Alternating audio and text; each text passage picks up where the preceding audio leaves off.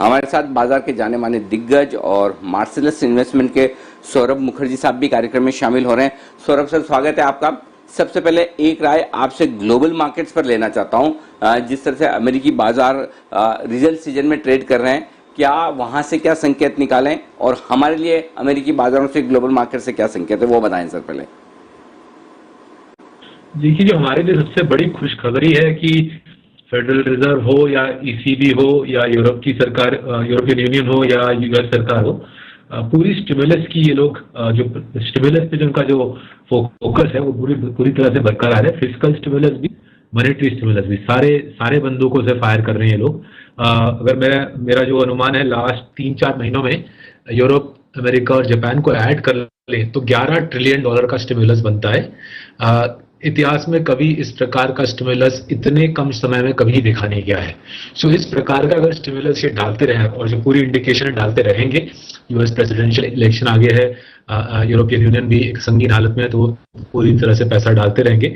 अगर ये स्टिमुलस डालते रहेंगे लोग अगले 1-1.5 साल, बहुत मुश्किल होगा इकोनॉमिक रिकवरी अगले साल ना आना। नॉट जस्ट वेस्ट में, नॉट जस्ट ग्लोबल इकोनॉमी में, हमारे देश में भी इकोनॉमिक रिकवरी आएगा। इस प्रकार का स्टिमुलस का कोई प्रेसिडेंट नहीं है। और इसके साथ ही साथ अगर जो कोविड के वैक्सीन पे चारों दिशाओं से जो पॉजिटिव खबर आ रही है, फाइजर से आ रही है, मॉडर्ना से आ रही है, ऑक्सफोर्ड से आ रही है, अगर कोविड का वैक्सीन भी अगले साल आ गया तो ग्लोबल इकोनॉमी अगले साल ना आना बहुत ही अनलाइकलीहुड बन जाता है। मेरे ख्याल से ग्लोबल इकोनॉमी अगले साल रिकवरी के माहौल में रहेगी। मोर देन 50% प्रोबेबिलिटी है। वो हमारे देश के मार्केट के लिए पॉजिटिव न्यूज है।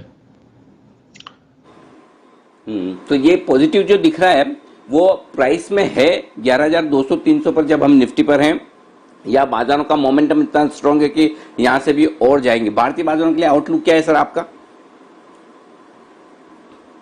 देखिए, अगर सिंपल तरीके से देखे, मार्केट अभी भी जनवरी के जो लेवल्स थे, मार्केट अभी भी उससे करीबन 6-7% नीचे हैं। अगर हम टॉप क्लास फाइनेंशियल स्टॉक्स देखें हमारे देश में, HDFC bank, Kotak bank, Bajaj finance के किस्म के टॉप क्लास फाइनेंशियल स्टॉक्स, वो अभी भी अपने जनवरी लेवल से करीबन 20-30% नीचे हैं। अगर हम नॉन फाइनेंशियल सिक्लिकल्स देखें, मारुति सुजुकी जैसे, वहां पे भी जनवरी लेवल से नीचे है। सो अगले साल रिकवरी की संभावनाएं काफी बढ़ रही हैं। मेरे ख्याल से इंडिया में भी करीबन और 100 बिप्स रेट कट्स अगले 12 महीने में दिखेगी, और एक फिस्कल स्टिमुलस भी मेरे ख्याल से भारत सरकार लाएगी। तो रिकवरी की संभावना बढ़ रही है, प्रोबेबिलिटी बढ़ रही है।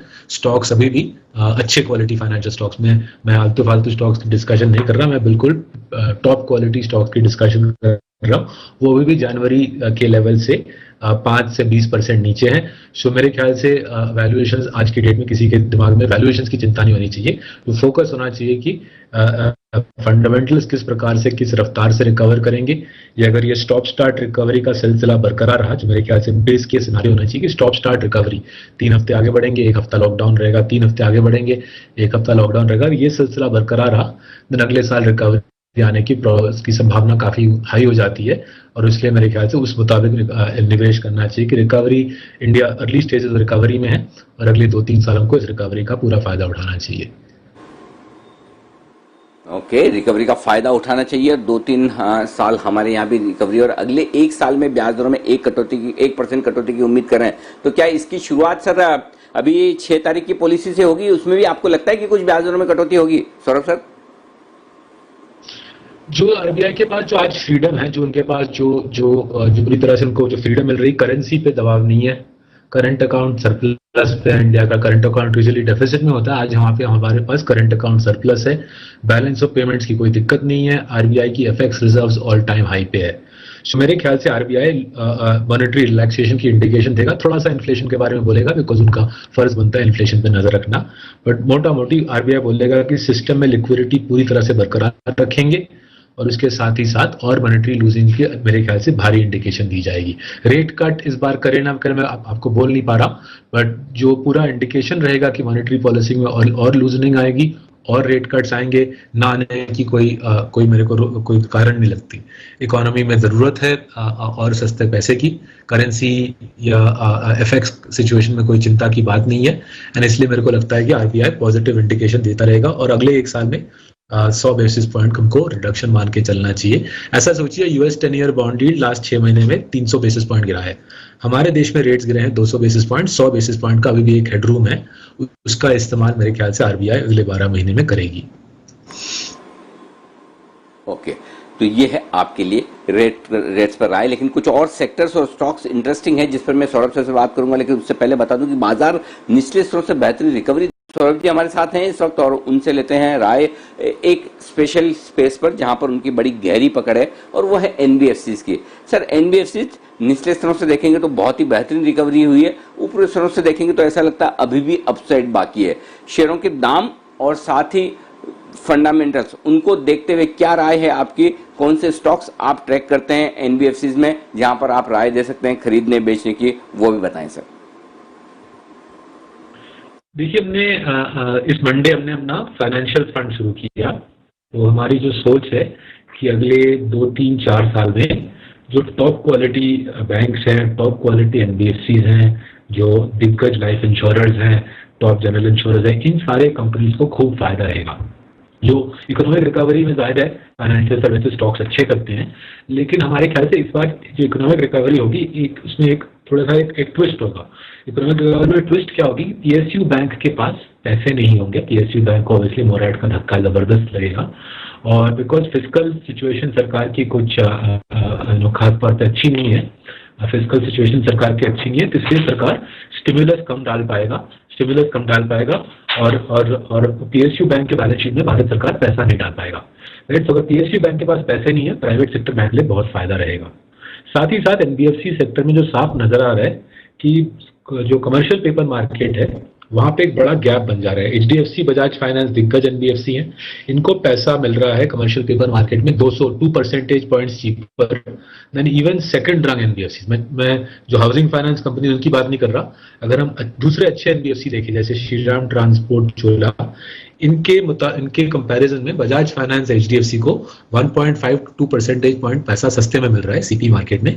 इससे जो लीडिंग एनबीएफसी है, एचडीएफसी, बजाज फाइनेंस, इनको खूब फायदा रहेगा। सो एनबीएफसी में भी कंसोलिडेशन का माहौल रहेगा। टॉप एनबीएफसी मार्केट शेयर लेके निकल जाएगी, top private sector banks market share लेके आगे बढ़ जाएंगे। इसलिए हमारा जो किंग्स ऑफ कैपिटल पीएमएस हमने मंडे को शुरू किया, वो बिल्कुल दिग्गज फाइनेंशियल सर्विसेज, 12 दिग्गज फाइनेंशियल सर्विसेज पे फोकस करेगा, जिनकी बैलेंस शीट तगड़ी है, जिनकी मैनेजमेंट क्वालिटी फर्स्ट क्लास है, और जिन्होंने बैरियर टू एंट्री बनाए हैं। मेरे ख्याल से फाइनेंशियल सर्विसेज में अगले 3-4 साल 3-4 साल में रिकवरी के माहौल में अच्छा पैसा बनेगा, लेकिन आपको टॉप क्वालिटी पे फोकस करना है। बैटिंग ऑर्डर के नीचे के बैट्समैन को छोड़ देना है। बिल्कुल ओपनिंग बैट्समैन को खेलिए, बैंक्स में हो, एनबीएफसी में हो, लाइफ इंश्योरेंस में हो, एसेट मैनेजमेंट में हो, ओपनिंग बैट्समैन के साथ बैटिंग कीजिए और आराम से कमाइए फाइनेंशियल सर्विसेज में as our country recovers over the next 2-3-4 years। बिल्कुल, तो ओपनिंग बैट्समैन के साथ बैटिंग कीजिए, ये ज़्यादा बढ़िया स्ट्रेटेजी है। एक और सेक्टर है जहाँ पर सर की बड़ी अच्छी पकड़ है, वो है केमिकल से जुड़ा हुआ। उस पर भी मैं आपके पास आ रहा हूँ, आपसे राय लूंगा, लेकिन उससे पहले केमिकल सेक्टर जो जबरदस्त पैसे बनाकर देता हुआ दिखा है इन्वेस्टर्स को और ट्रेडर्स को, दोनों को ही। आपकी गहरी पकड़ है सौरभ जी। अब बताएं, इस सेक्टर के लिए क्या वैल्यूएशन अब महंगे हो चुके हैं या अब भी पैसा लगाने का मौका है? यदि हाँ, तो आपको कौन सी शेयर पसंद है सर? देखिए, यहाँ पे अभी भी नेशनल सिक्योरिटी का जो एंगल है वो काफी तगड़ा है। हमारे देश की ज्यादातर एपीआई, हमारे देश की दवाई की जो मेन जो सॉल्ट होती है दवाई के अंदर, वो अभी भी चाइना में बनती है। और जिस प्रकार से नेशनल सिक्योरिटी की जो सिचुएशन बनी है लास्ट 1-1.5 साल में चाइना के साथ, ये जाहिर है कि सरकार एपीआई मैन्युफैक्चरिंग इंडिया में इनकरेज करेगी। कुछ घोषणाएं हो चुकी है। मेरे को लगता है आगे के 1-1.5 साल में काफी सारा प्रयास रहेगा भारत सरकार का कि एपीआई का जो इंडस्ट्री है इंडिया में लाया जाए। चाइना की एपीआई इंडस्ट्री इतना विशाल है कि अगर हम 5% चाइना से 5% एपीआई इंडस्ट्री इंडिया मूव हो जाए, हमारी एक्टिव फार्मास्यूटिकल इंडस्ट्री डबल हो जाएगी। राइट, एक्टिव एपीआई इंडस्ट्री हमारी डबल हो जाएगी साइज में। तो उसके साथ साथ डिवीज लैब जैसे कंपनी जो एपीआई के ऑलरेडी लार्ज मैन्युफैक्चरर है, वर्ल्ड का largest maker of pain killers, cough syrup, blood thinner इत्यादि है डिवीज, तो उसको ऑब्वियसली फायदा रहेगा।